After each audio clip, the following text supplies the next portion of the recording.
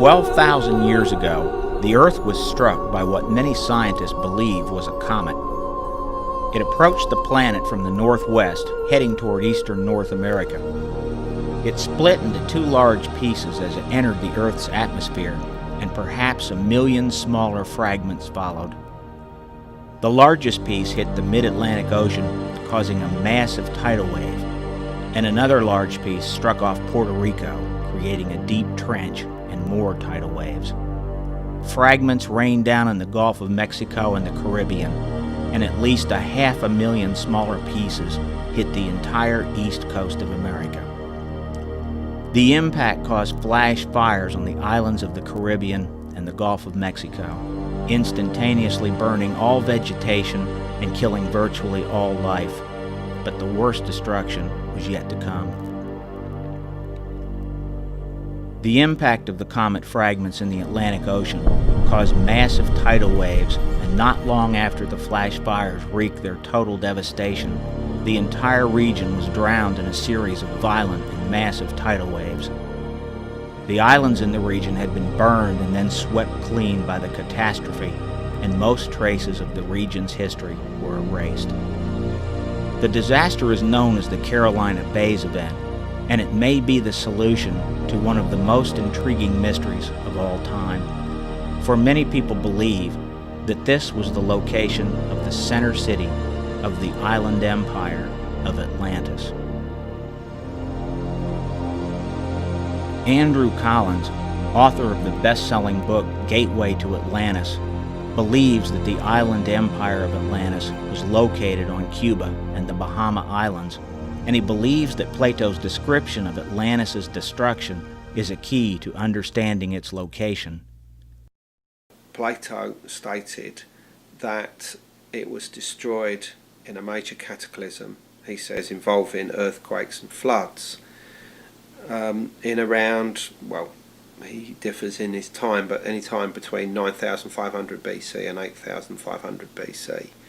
And we know that this is the exact time frame for what is now being referred to as a nuclear event, which devastated large parts of the Americas and other parts of the world. The heart of this event seems to be in the region of the eastern states of North America, because here we find as many as 100,000 craters, elliptical craters, in size no more than a few hundred meters, ranging up to around a few miles in length, all orientated northwest to southeast, and known as the Carolina Bays, after the first states in which they were found. And that from their distribution,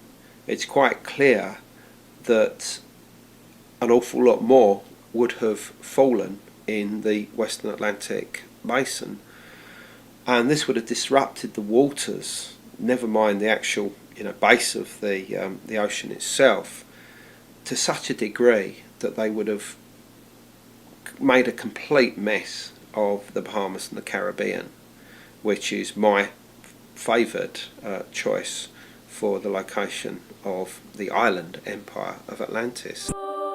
Surprisingly, Collins' idea about the location of Atlantis is similar to information gained from the readings of America's famous sleeping prophet, Edgar Cayce. The transcripts of Cayce's readings, more than 14,000 of them, are stored at the Association for Research and Enlightenment in Virginia Beach, Virginia. About 700 of Cayce's readings discussed Atlantis, and he placed at least one of the main islands of the empire in the Bahamas. But the most intriguing part of Cayce's story of Atlantis involves 3 identical Hall of Records established by Atlantean priests just before the final destruction. Author John Van Auken explains this amazing story. When Edgar Cayce went into his unique, deep trance state and attuned to what he described as the Akashic records, And when he was asked specifically about the ancient Atlanteans, he actually mentioned that they created an actual collection of records that they stashed in 3 secret locations on the earth before the final destruction of Atlantis. When he was asked where these locations were, he said in Giza, Egypt, off the right front paw of the Sphinx. In Yucatan, buried in a location that is overshadowed by a temple, and off the islands of the Bahamas in some deep water that once was a temple that sank. He explained that 3 specific individuals were assigned with taking 32 stone tablets to these locations and stashing them in a secret chamber to be opened after the ages had passed and a new age was about to begin. While many people have sought the Hall of Records in Egypt and the Bahamas, little effort has been made to find the Yucatan Hall of Records. But Cayce's story of Atlantis provides major clues to its location. One of these key Atlantean priests that was assigned with taking a collection of the records and finding a secret place to hide them was a high priest that Cayce said was called Iltar. It's possible this Iltar is what we know today as Examna, the Mayan godlike being who sailed in a canoe and from the east and came into their territories and had powers that were unusual. According to Cayce, the initial place that Iltar stashed his readings and built a little temple around was ultimately destroyed as the final destruction of Atlantis occurred. Iltar then had to take his stash of records and go deeper inland and hide them a second time. And so he was the one leading that group. When Cayce was specifically asked who was with him, he was told, he said 10 other individuals. So we know there was a small group of Atlanteans. They were carrying the records that recorded the prehistory of Atlantis and other events that had occurred that we're not aware of, recorded on these tablets, and that Iltar hid them twice. The second time, we assume, was the final time. Efforts to discover Cayce's 3 Hall of Records continue, but a recent focus of the ARE is to identify the location of the Yucatan Hall of Records. Myths about the Maya founder Itzamna are helpful in this quest. The idea that Iltar was Itzamna is echoed in Central American legends of the god Kukulkan. Kukulkan is said to have come from an island in the east, bringing knowledge and civilization to those already living in the region. Olmec carvings depicting Kukulkan typically show him as a feathered serpent traveling across water. In his hands, stone tablets are usually shown, but the exact location where Kukulkan placed his tablets is uncertain. In the book The Lost Hall of Records, Van Auken and Laura Little explain how a series of 1930s readings by Edgar Cayce helped researchers identify the location of the Yucatan Hall of Records. The readings appear to be almost evasive and vague about the location of the Yucatan Hall of Records. However, a link between Piedras Negras, Guatemala, and Cayce's Yucatan Hall of Records was made for the first time by ARE researchers back in the 1930s. Those researchers had been following a series of readings that not only gave several clues, although a little bit vague clues, but clues about the location of the Yucatan Hall of Records. It also, most interestingly, gave information that indicated that an emblem of an Atlantean artifact had already been discovered in the 1930s in the Yucatan, and that portions of this Atlantean artifact had even been sent to museums in Pennsylvania, Chicago, and Washington. Cayce kept referring most frequently to the Pennsylvania Museum. And finally, someone asked the question, should they contact the leaders of the Yucatan expedition who were connected to either Pennsylvania State Museum or, and this is how they phrased the question, or the University of Pennsylvania, and tell them about this information and ask for their help in finding this artifact and the Hall of Records. And the answer that Cayce gave was yes. It was December of 1933 when Cayce stated that altar stones had been uncovered in the past few months at the location of the Yucatan Hall of Records, and that the University of Pennsylvania Museum would receive some of them. The clues given in Cayce's readings clearly pointed to Piedras Negras as the location of the Yucatan Hall of Records. A 1972 booklet by Carolyn Hyatt details the efforts made in the 1930s. Piedras Negras lies on the Guatemala side of the Usumacinta River in the Yucatan region. In Cayce's era, it was a common practice to refer to the entire Maya area as Yucatan. Maps from the 1800s and early 1900s typically depict the entire peninsula area as Yucatan, and it's likely that Cayce was referring to the entire Maya region as Yucatan. The first archaeological expeditions to Piedras Negras were made by Teobert Mahler in the late 1800s. Mahler found some large structures there and made a crude and inaccurate map of the site because the ruins were so confusing.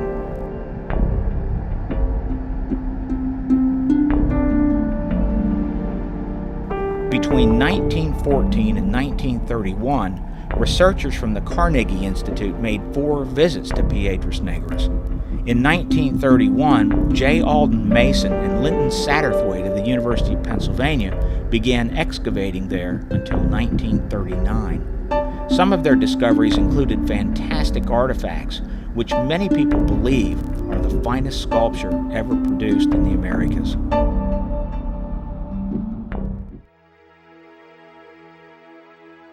Many of the artifacts recovered from Piedras Negras are in the Guatemala Archaeological Museum in Guatemala City. One of the first things we noticed was an official display showing the first people entering the Americas from the South Pacific, just as Cayce stated. Then, we were shown an unusual artifact that has been ignored in the archaeological literature. It was a small, 6-pointed star resembling a Star of David. But by far, the most impressive items in the entire museum are the incredible sculptures discovered at Piedras Negras.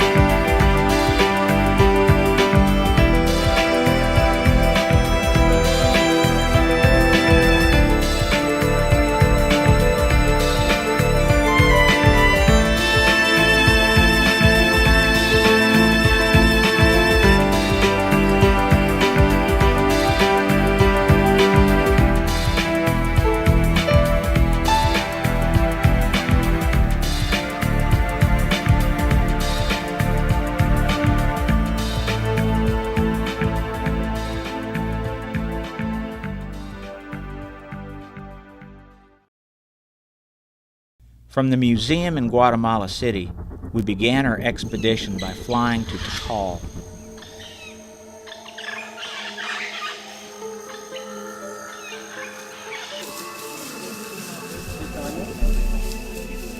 The surrounding jungle is filled with amazing animals and is a mecca for bird watchers, but not all the jungle life is so pleasing. Everywhere in the Guatemalan jungle are the annoying howler monkeys. Their roar can be deafening.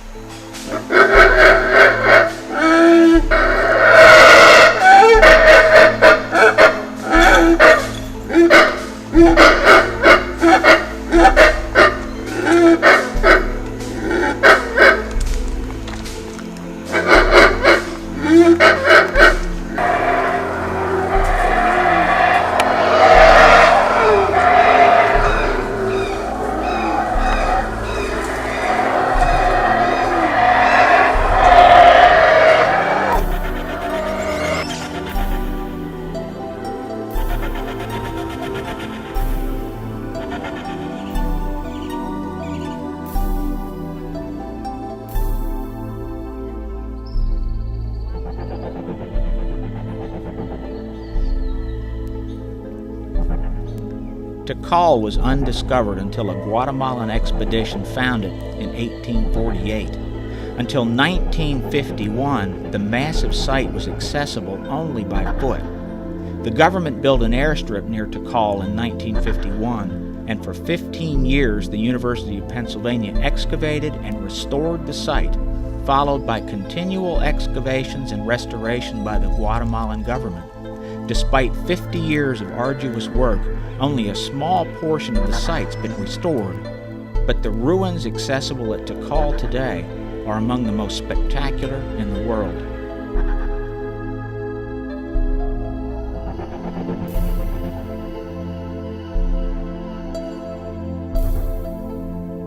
According to archaeological reports, Tikal became a city in about AD 250 and collapsed after its ruler was taken captive and sacrificed in AD 562. While Tikal is too recent in origin to be considered directly related to the Hall of Records and Piedras Negras, some of the pyramids at Tikal depict how structures at Piedras Negras appeared during Maya times. After the main construction of each structure was completed, the outer surface was covered with a smooth layer of plaster. Then, the plaster was brightly painted.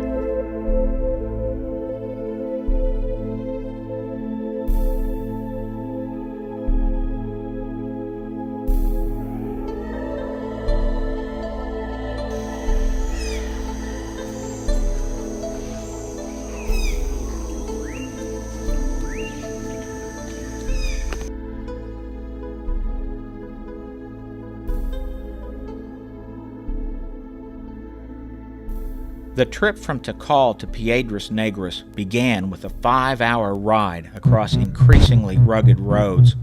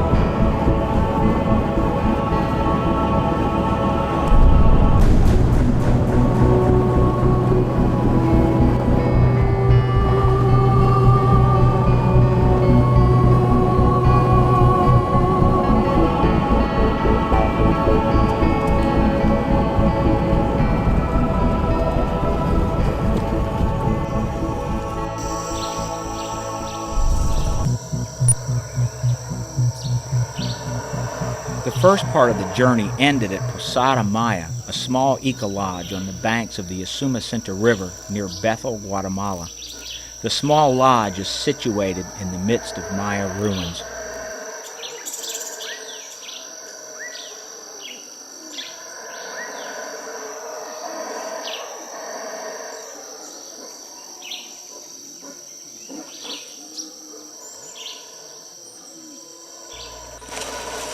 From Posada Maya, Piedras Negras is reached only by taking a 6-hour boat ride.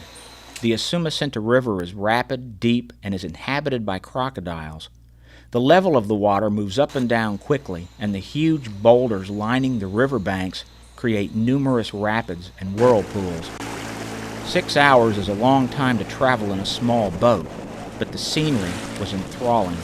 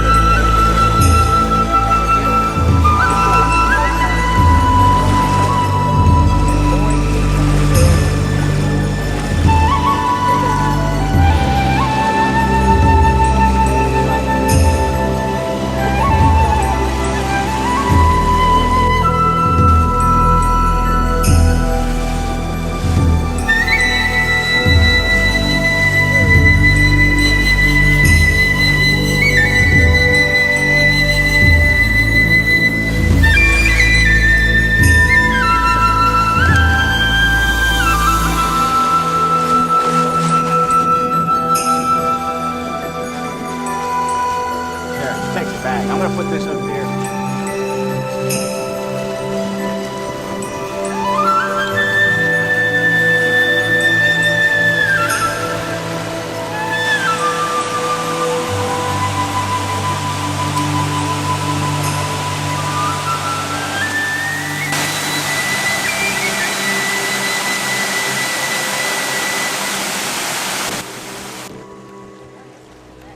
Before we reached a set of rapids, we stopped for a moment where we were shown a spot where archaeologists believe that the ancient Maya devised a system to pull small boats through the rapids. It's like rope making grooves into the limestone over years. They don't know when, but definitely it's used over lots of years. There's all kinds of grooves right here, right here, right here, right here, right here, and even over here and over here. And what Ron was saying is that it's not a good place for mooring because there's rocks right here, rapid little whirlpools. It's not really a good place for mooring, but it's a perfect alignment for lining the boats up the rapid. As we approached the landing point at Piedras Negras, the Acropolis, now completely covered with jungle, came into view. The large tree on the top of the mountain marks the highest point of the Acropolis. A reconstruction by Tatiana Proskurikov shows how the Acropolis looked when it was inhabited, and the building outlined in red shows the area where the tall tree now stands. Recent archaeological reconstructions of Piedras Negras show the structures there as being smoothed with plaster and then painted bright red. When it was first seen by visitors traveling the river, the red appearance of the high and imposing Acropolis must have been incredible.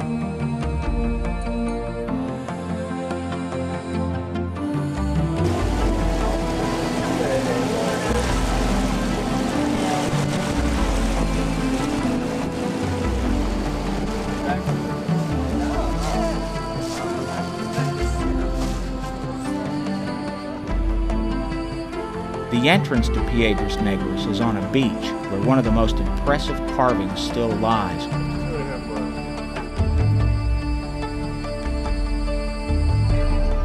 The giant stone was dubbed the sacrificial rock by Mahler because he thought it might have been used for human sacrifice. The design shows two people sitting across from each other. One of them is holding out a book or a box-like object. In his readings on the Yucatan Hall of Records, Cayce described a sundial at the site, and this imposing carved stone may well have served that purpose.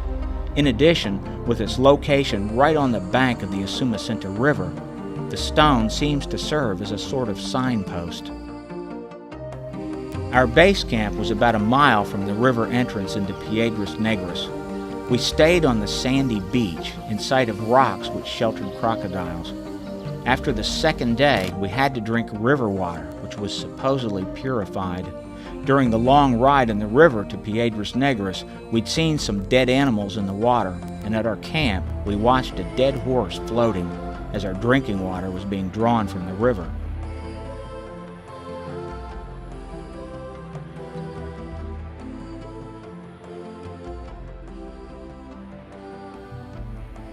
Late one night, the Guatemalan boat captain tried to call a jaguar into camp.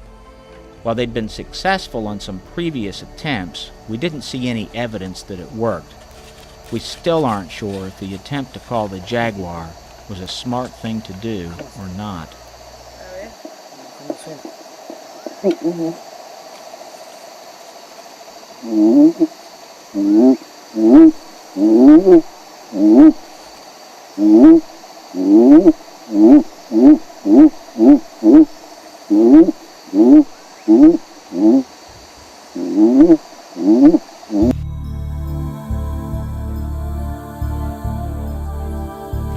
Traveling by boat from the camp each morning, we accessed Piedras Negras from the river.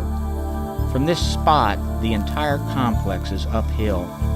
From here, the ceremonial portion of the site extends for a half-mile north and south and runs over a third of a mile from the river to the east. In recent years, archaeologists have found that the area surrounding the complex is nearly covered with ruins. When Mahler made his map in the late 1800s, he found only the most obvious structures.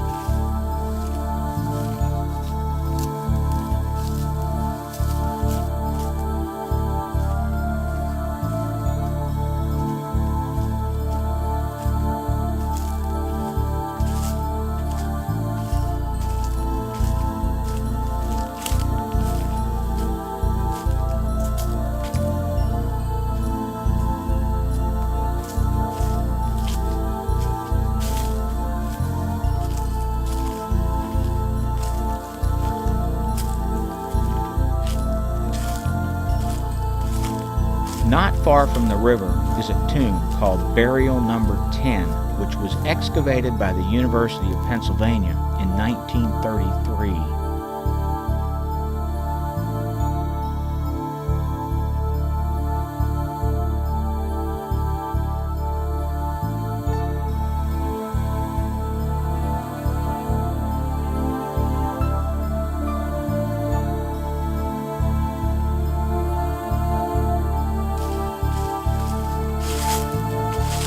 Some paths cut through the main complexes at Piedras Negras, but walking through areas without the paths is difficult.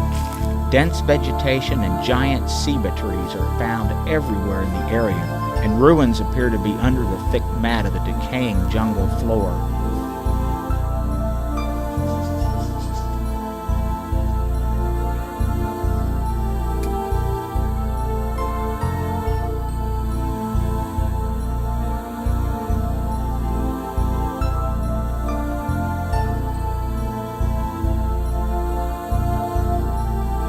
After visiting the burial site, we went to a partially restored building that served as a sweat bath.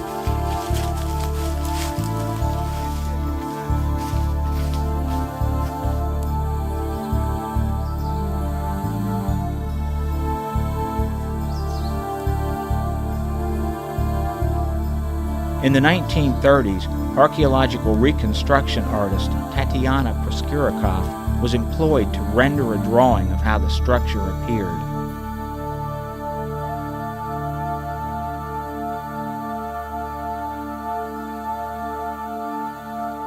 It's kind of like placed in a very delicate, secret place for them to maybe even come back for. One of the pyramids at Piedras Negras that we suspected could have been related to Cayce's Hall of Records is called K5. It's located just to the east of the Acropolis. In 1933, Penn discovered a large stucco mask on the exterior of the pyramid and believed it to be so important that they remained at the site 10 extra days.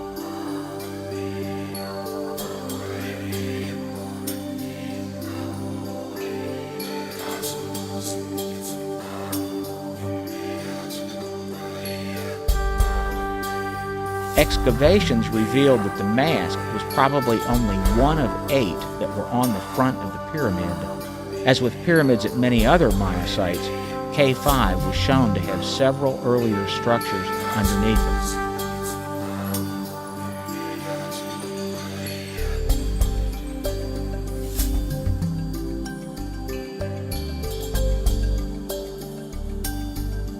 Before we got to Piedras Negras, we thought that Pyramid K5 had a good possibility of meeting Cayce's clues about the Hall of Records. The pyramid, now in rubble, was undoubtedly an imposing structure when it was used, and it no doubt contains burials or chambers. Walking around the pyramid revealed a massive heap of ruins. It's unclear when the earliest structures underlying Pyramid K5 were actually constructed. Brigham Young, in their most recent archaeological excavations, have found evidence for a settlement site that runs into what's called the pre-classic era, which may mean that the settlement is as old as 1000 BC. But that's the oldest that they have found so far. It's located primarily in the southern part of Piedras Negras near the river.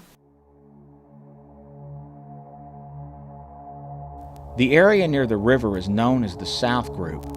It's a complex of pyramids and numerous other structures arranged around courts, plazas, and what appears to be a processional walkway from the river leading up to the Acropolis.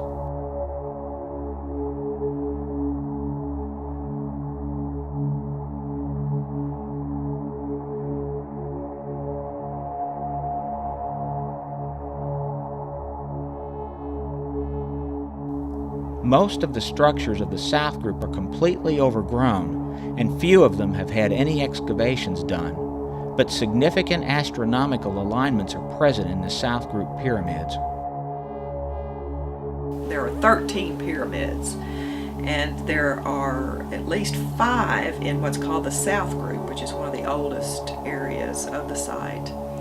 And we looked to see if there were any sightings that might connect to the grouping of Orion, which we know is important in Egypt through the work of Robert Bauval and Adrian Gilbert, their book Orion Mystery. What we found was that the belt of Orion rises over the top of one of the pyramids in the morning, right at the date August the 12th, 3114 BC, which is the Mayan creation date, the start of this era that we're currently involved in. And even more interesting, when we look at how the belt of Orion sets, it can be aligned by the same pyramids setting on the day that's considered the ending of the era, December the 12th, 2012.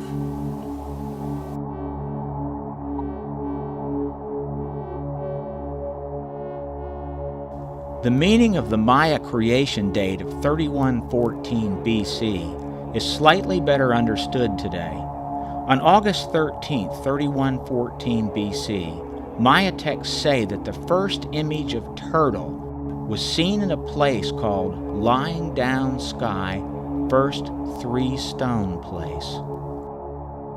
The turtle was a Maya constellation, and Orion's belt was in the midst of the turtle's back.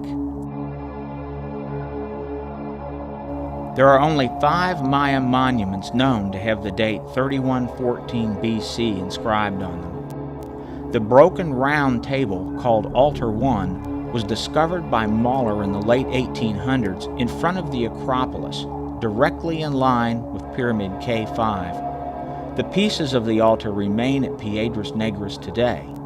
The top of the table-like altar depicts 2 seated figures, similar to the sacrificial stone at the river.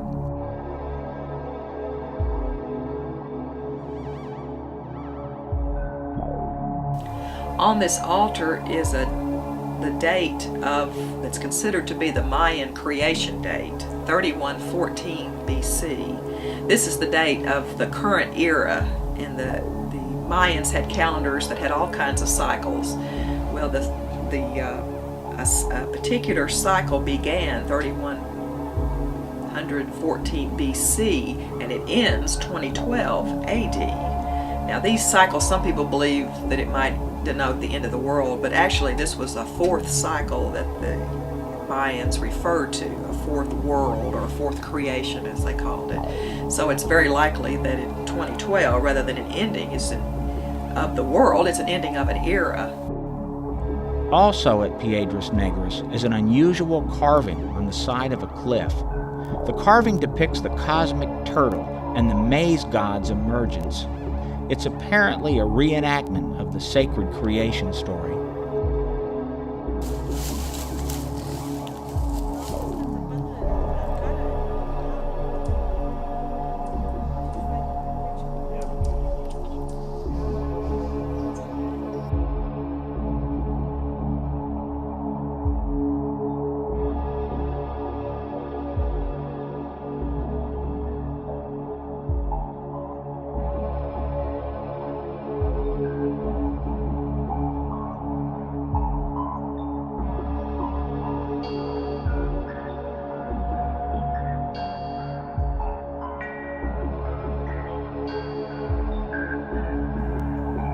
During their first 4 years of work at Piedras Negras, Brigham Young University unexpectedly discovered a massive dry cenote about a mile from the main site.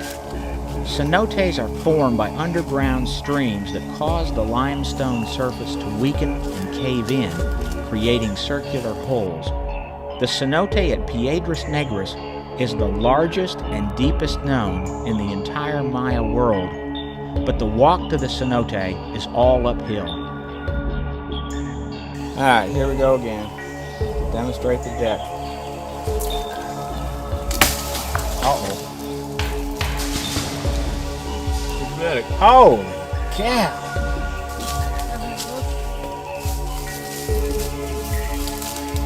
Oh my gosh.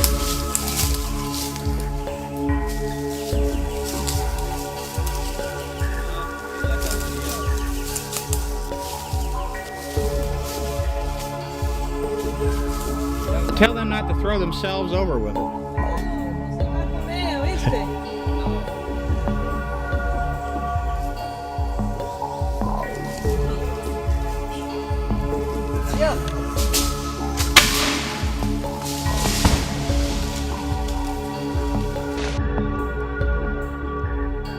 We also entered several caves at Piedras Negras and saw many others. Most of these are shallow, but some of them were used for ancient burials.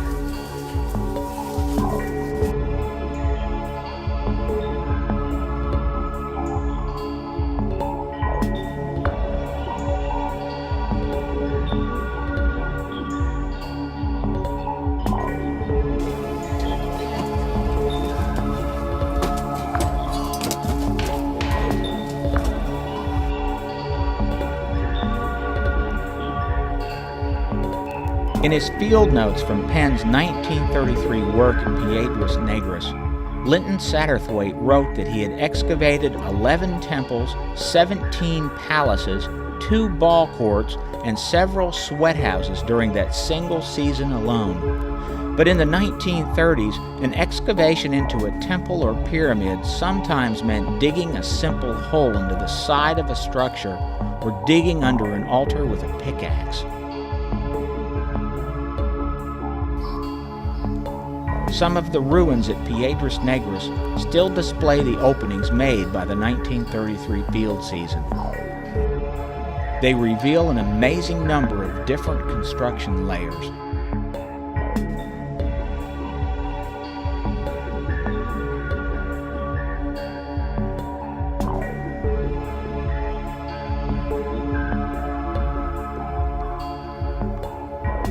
One focus of early archaeologists at Piedras Negras was on 5 large altars. Altar 1, which has the 3114 BC date inscribed on it, was found at the base of the Acropolis on the outside of a gigantic wide staircase. Altar 2, shaped like a jaguar paw, was on the other side of the staircase. Both of these remain at Piedras Negras. In his readings on the Yucatan Hall of Records, Cayce related that the stones which were being uncovered at the site were actually altars. Their presence at the base of the Acropolis may somehow point to the location of the Hall of Records. The most impressive structures at Piedras Negras are on the Acropolis. We had a strong feeling that if the Hall of Records was present at Piedras Negras, it had to somehow be linked to the Acropolis. The walk up the side of the Acropolis is steep and sometimes difficult. The entire area is covered with rubble and is an amazing and bewildering complex of gigantic walls, stone staircases, pyramids, and temples. When closely examined, areas that appear to be jungle are actually the jungle growth covering stone structures. In numerous places, huge trees have taken root and grown within thick stone walls. Over the years, the trees and other growth simply engulfs the structures.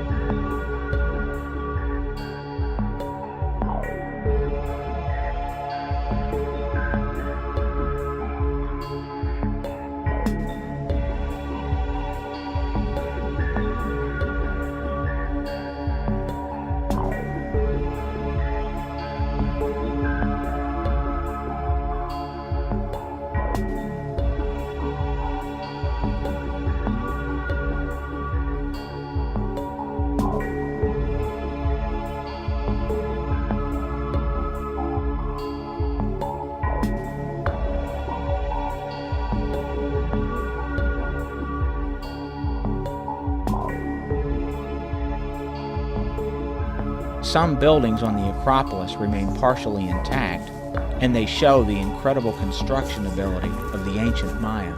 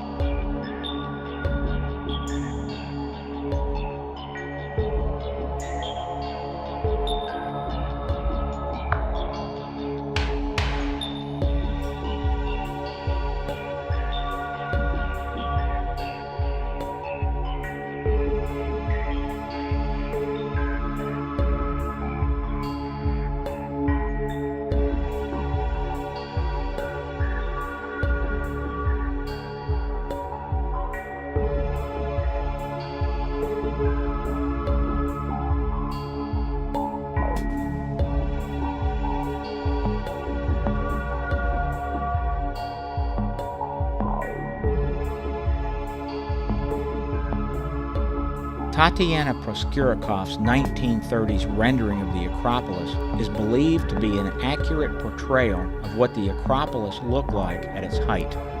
She remained at Piedras Negras for many years and came to love the site so much that when she died in 1985, her ashes were buried at the highest spot on the Acropolis. Before going to Piedras Negras, we reviewed detailed modern maps of the site and compared different structures to Cayce's most interesting clues about the Hall of Records. For example, in a 1939 reading which mentioned all three Hall of Records, Cayce stated that the chambers containing the Yucatan Hall of Records were overshadowed by a temple. It could be argued that a chamber under any temple or pyramid is overshadowed by the structure above it, but that didn't appear to be what Cayce was saying.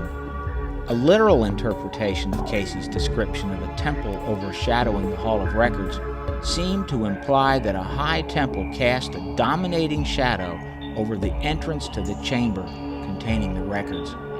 Again and again, we were drawn to the Acropolis as the key to understanding what Cayce meant.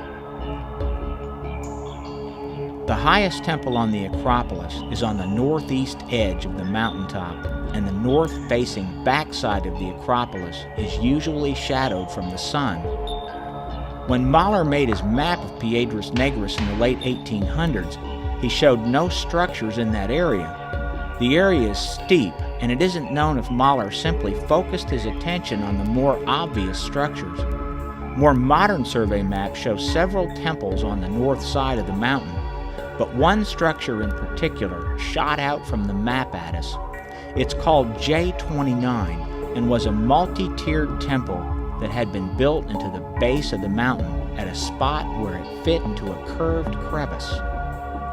The highest structure at the top of the Acropolis is almost due south of J29, and it would have definitely cast a shadow over J29. While we were at the Archaeological Museum, we spoke at length with a Guatemalan archaeologist who'd worked extensively at Piedras Negras and asked him about the structure.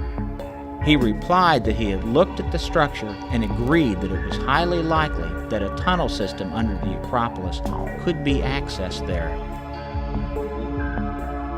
Our guides had never been to the area of J29, despite making many trips to Piedras Negras. In fact, they didn't really want to go there because the area is steep, has no paths, and is densely overgrown. But our Guatemalan helpers hacked our way into the area, and we took a long and difficult hike, walking on the steep and rugged base of the Acropolis.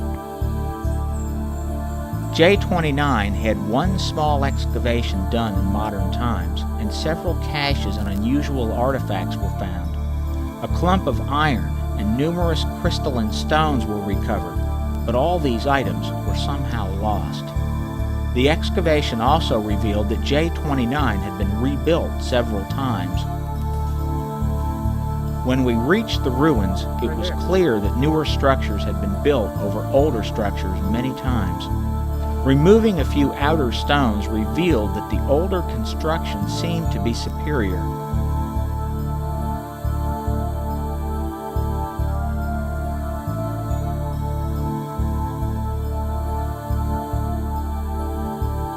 I found a curious stone with a hole drilled through it, and in the rubble, large numbers of high-quality limestone blocks were seen.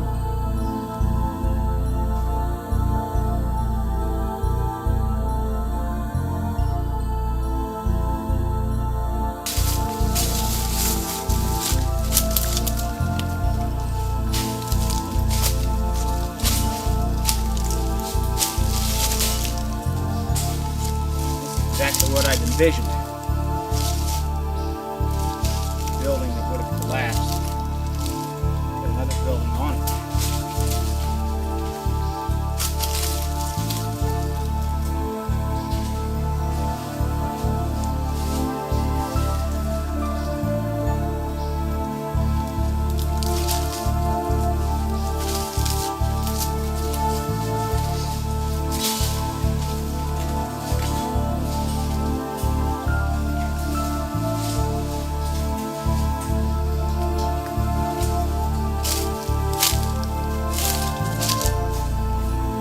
As I viewed J29, my feeling was certain.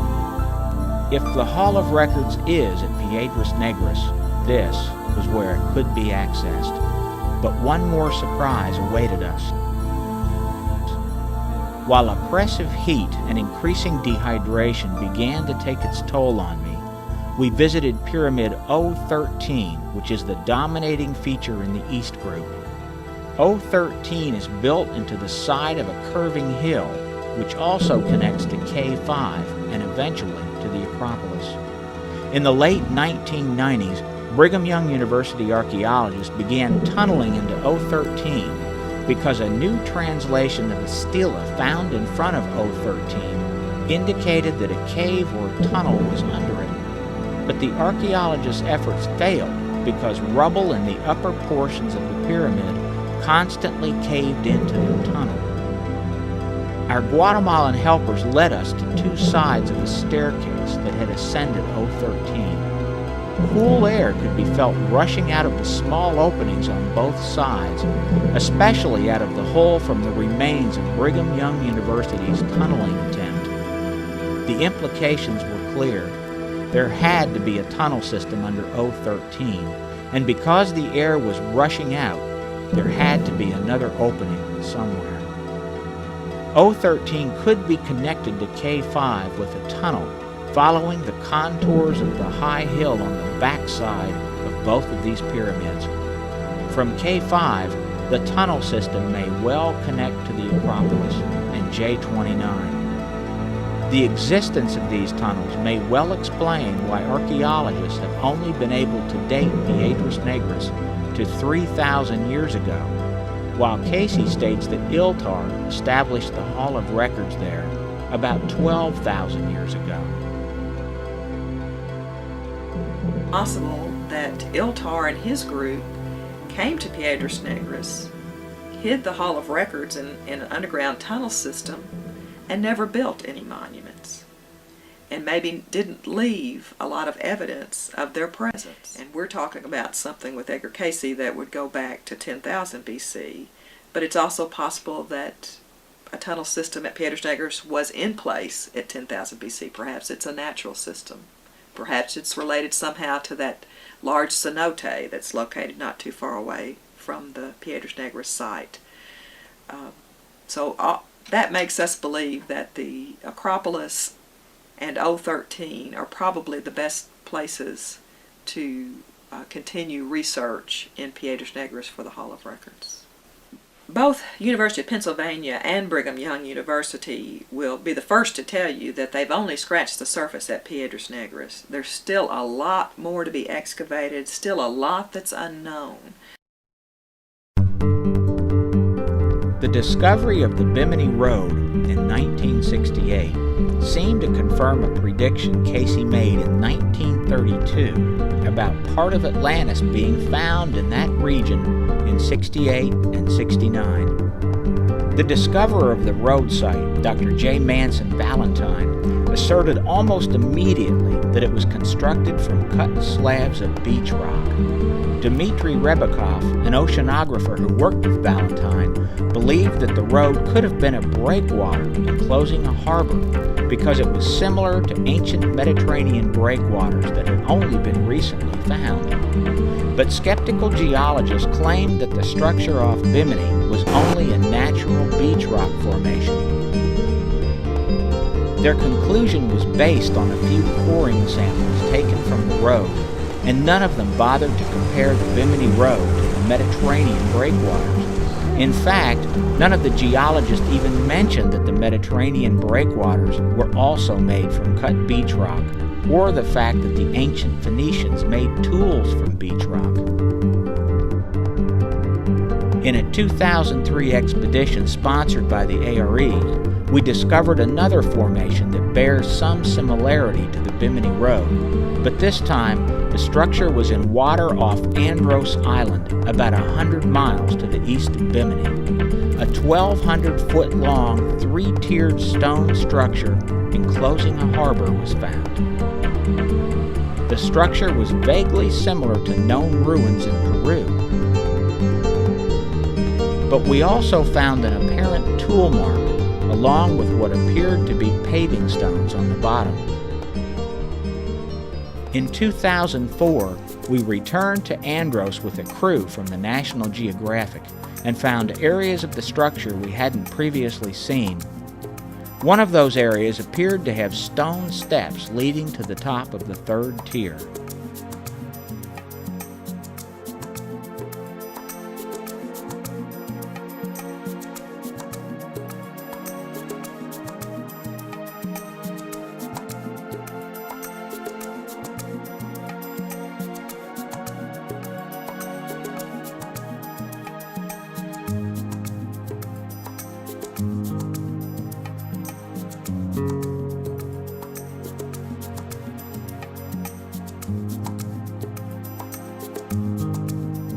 We also confirmed the presence of an ancient stone structure in central Andros, which stood atop a high hill overlooking a deep water channel.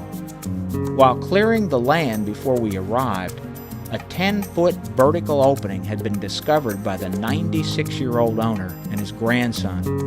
The opening led to a 40-foot cave which contained ancient artifacts including conch shell horns. And then, seemingly from nowhere, Dr. Rudolf Zewestra of the University of Leiden's physics department discovered more tool marks on our video of the Andros platform. These marks, he concluded, were identical to marks found on underwater formations at Bimini, Yonaguni, and megalithic ruins in Peru.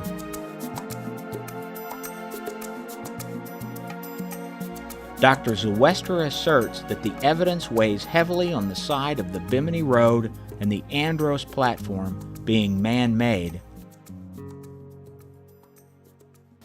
The sheer fact that the underwater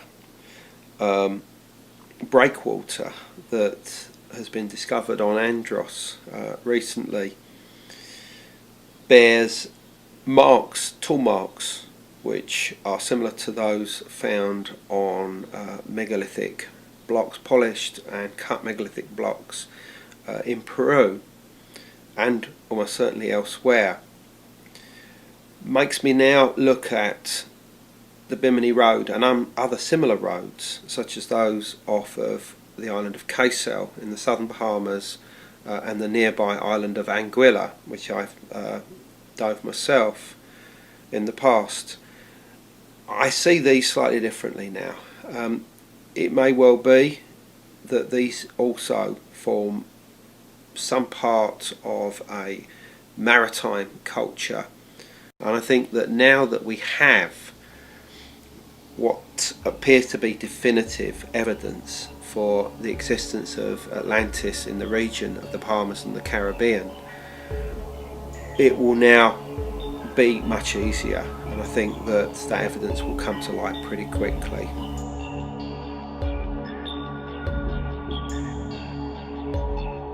While we were traveling to Piedras Negras, I read about a small island called Cerritos, just off the coast of central Yucatan. The text stated that the island had a harbor and a 1,000-foot-long breakwater and was thought to be the main port for Chichen Itza, but no other details were provided. After we returned to the States, we obtained some of the original journal articles detailing excavations at Cerritos, and my interest was piqued by none of the articles identifying the type of stone used on the breakwater. The archaeological reports all simply stated that massive stone slabs were used. In August 2004, we went to Cerritos, accompanied by the ARE's John and Doris Van Auken. The day trip lasted over 14 hours. Cerritos is about 5 kilometers from the small fishing village of San Felipe and is a place where few tourists venture.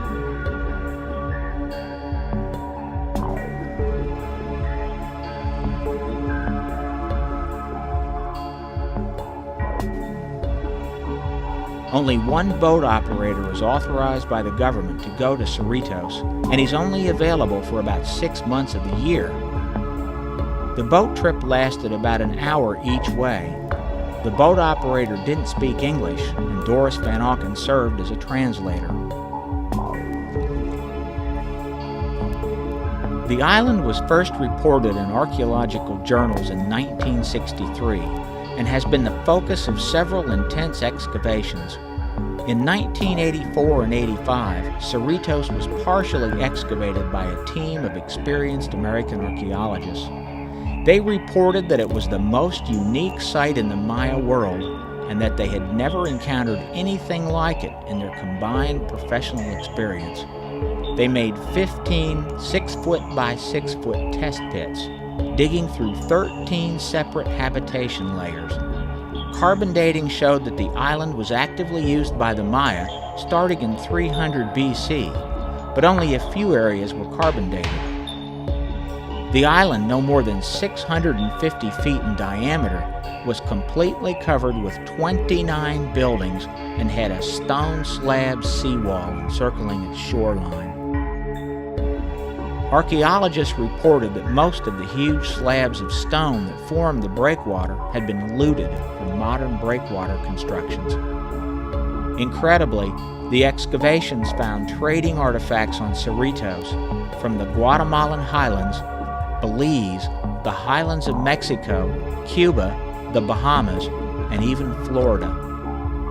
Walking along the shore of the island, I found literally thousands of pottery shards in shallow water. In some places, the shallows are completely covered with pottery and artifacts. As I expected, the bottom foundations of the island's structures are all definitely made from coarse beach rock, which is a low-quality limestone. The looted remains of a dozen or so of the platforms that extended into the water are still there. They were all made the same way, in an unusual and unique method. Cut beach rock slabs were stuck into the bottom vertically and then placed side by side to form a rectangular enclosure.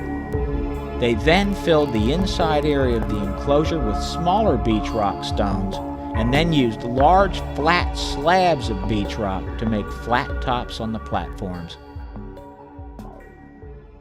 You can see how the beach rock was cut and then taken and vertically jammed down into the waterbed to make the barrier here. One right after another. Some pieces of beach rock remain in the platform and dock areas. We also saw several large mooring stones next to the platforms and docks. The island is now covered with dense vegetation, making walking and seeing the ground difficult. A hurricane that hit the area left the island in a tangled mess with trees and vegetation lying on the surface everywhere. The seawall running around the shoreline of the island is only partially intact in various places. It was about 4 feet high and encircled the whole island, creating a barrier to the waves. It's also made from slabs of beach rock stuck vertically into the ground. The breakwater forming the harbor is 1,000 feet long and a uniform 15 feet wide. It's about 120 feet from the shoreline. We filmed the entire length of the breakwater underwater. We found it was made by first sticking large slabs of beach rock vertically into the bottom, forming a 1,000-foot-long enclosure. The interior of the enclosure was then filled with smaller beach rock stones. Then, slabs of cut, flat beach rock were placed on the top, forming a breakwater that extended above the surface. It also appears to have been used as a defensive wall. Only a dozen or so of the large slabs from the breakwater top are still there, but most of them are covered with coral or vegetation. The few that are exposed definitely look like the stones from the Bimini Road and Andros platform. The largest ones we saw were perhaps 4 by 6 feet and a foot thick.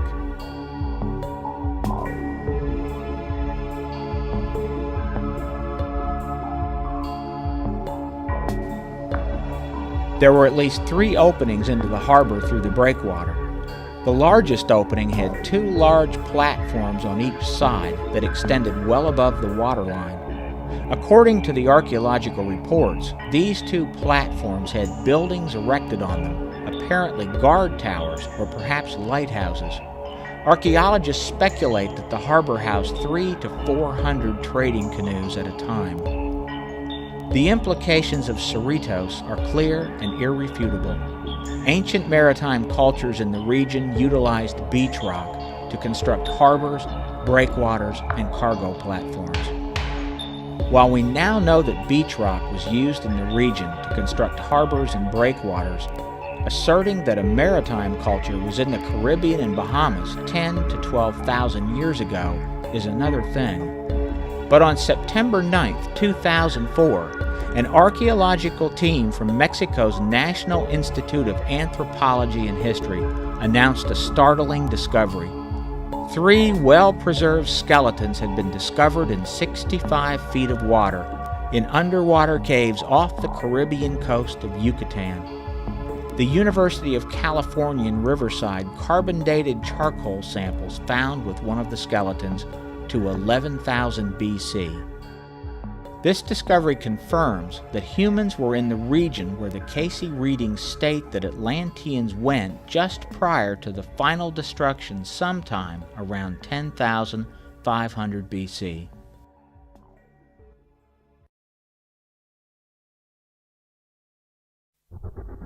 There are numerous reasons that people are interested in the search for Atlantis. One of these is what Plato described as the center city of Atlantis. The city was formed around a central hill which had temples and gardens on it. 3 interconnecting circular canals ringed the city, which was about 2 miles in diameter. A 5-mile-long main canal connected the central city waterways to the ocean. Even Andrew Collins has been skeptical that the center city described by Plato ever existed. But after a 2004 visit to North American mounds, his opinion shifted. I'm warmed by the idea that from the Atlantis-style mounds that once existed near Portsmouth in Ohio bore the exact same design as Plato's central city. I'm warmed by the existence of that to a degree that I will now say that it is possible that we will find a series of circular canals, probably focused around a central hill or mount, that could be construed as that which is being described by Plato, yes.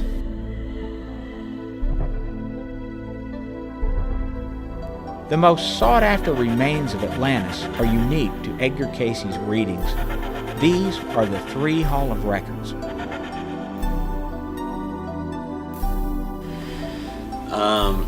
Interestingly, when Cayce was in the deep trance and he was asked specifically what's in these caches, he answered that there are 32 stone tablets with hieroglyphic-like writing on them that will require some cleverness to translate. They are not like Egyptian hieroglyphs and will be easy to translate because we already know the language. There will be some work required. And on these tablets is recorded the prehistory, which is very strange the way Cayce tells it, that prior to the evolution of man through matter, there was actually an involution into matter out of energy or spirit, moving into matter. And it records all those myths that we call myths and legends are actually 4th and 5th dimensional transitions into 3-dimensional matter. And the early periods of Mu, Lemuria, Atlantis, though that history is recorded there. At present, Egyptian authorities are having a ground-penetrating radar project done at Giza around the Sphinx and pyramids.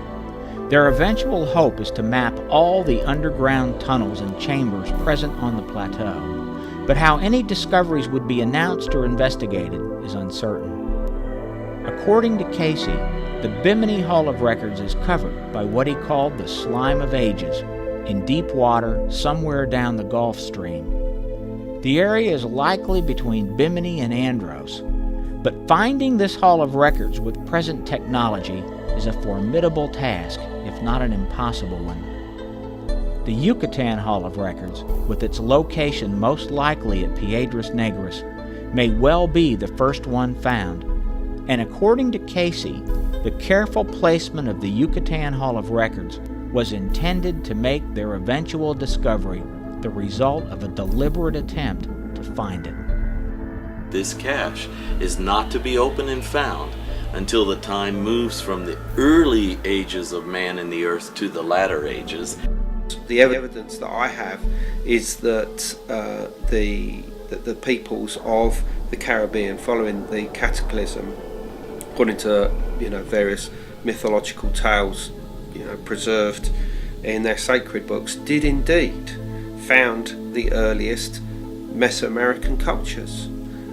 All of them recalled that their gods, their ancestors, most of them referred to as feathered serpents, actually came out of the east. And the story of Votan, the feathered serpent of the Cacachils of the area around Piedras Negras, say that he left an island which has clearly been identified as Cuba, that he travelled along the southern coast of the Gulf of Mexico and entered a large navigable river and travelled down that and founded a city which has always been taken to be Palenque, but there's indications that he or his people continued on and may well have founded Piedras Negras. And if that's so, then it does mean that Piedras Negras is, an outpost of Atlantis. Of all the Mayan sites that have been excavated, it's one of the most remote and one of the most inaccessible, even in modern times. There's still no roadways leading to it, still no aircraft runways. The primary way to get to it is up the Usumacinta River. And that Usumacinta River is also another factor because the Usumacinta runs north into the Gulf of Mexico, eventually emptying out into the Gulf of Mexico. And if Cayce's story of Iltar and his Atlanteans bringing a Hall of Records or bringing records over to store and to preserve is correct, then they may possibly have come through the Gulf of Mexico, down and through the Usumacinta River, and settled at Piedras Negras. Edgar Cayce, he obviously made hundreds of thousands of statements relating to the past and obviously various other matters, of course. He suggested that you should look towards the region around Bimini, 68 and 69, for Atlantis, or some portion of Atlantis to rise. People began to realise that the Bahamas and obviously the Caribbean, which he also mentioned, could resolve the mystery of Atlantis. Now, he said this, and therefore he's right. That prediction is right. However you come to that, wherever the focus is there, we've now come to the conclusion that yes, Atlantis is there, so he was right all along. The search for Edgar Cayce's 3 Hall of Records might be a lot like the quest for the Holy Grail. Jesus certainly had a final drinking cup, but many people who search for the Holy Grail believe that the search itself is more important than the cup. In Edgar Cayce's many readings on the Hall of Records, he emphasized that the motives and intentions of those who were searching for the records would have a lot to do with their discovery. Perhaps the search for the records is more important than the records themselves. In the final analysis, we're left with one large unanswered question. Is Piedras Negras the site of Cayce's 3rd Hall of Records? We did find several areas where chambers could be buried and they could conceal ancient records. But until those areas are fully excavated, What's there remains a mystery.